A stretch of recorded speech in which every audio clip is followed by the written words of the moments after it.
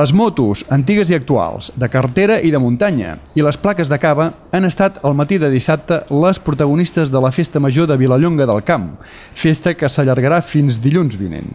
Sidecars de la Segona Guerra Mundial fabricats a la Xina i que imitaven les BMW, la primera ossa que es va veure en 1970 a Vilallonga, una Voltaco de quan Ángel Nieto feia curses pel polígon Constantí o fins i tot una Mini Marcelino són algunes de les peces que s'hi han pogut veure. Els amics de la moto s'han encarregat d'organitzar la mostra. Al seu costat, diferents aficionats a les plaques de cava oferien els seus productes, tots ells vinguts de Reus.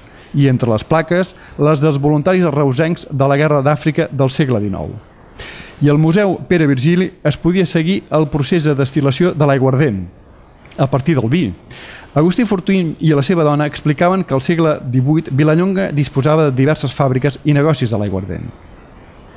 Aquí para la fiesta mayor organizamos un poquito de como una exposición de motos antiguas, de todas clases, más modernas, más antiguas.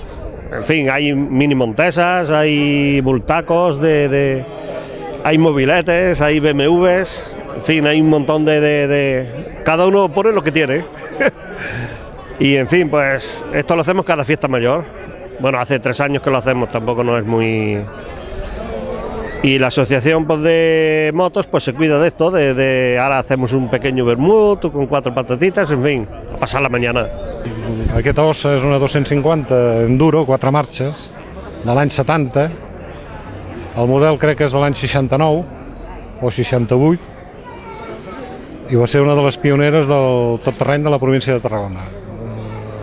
No sé, en aquella època doncs la gent te paraven per veure com ho feies, no en sabíem perquè no hi havia escola, no hi havia res, i riera amunt, riera avall, cap dalt a Prades, cap a Fons, totes les muntanyes de Poblet,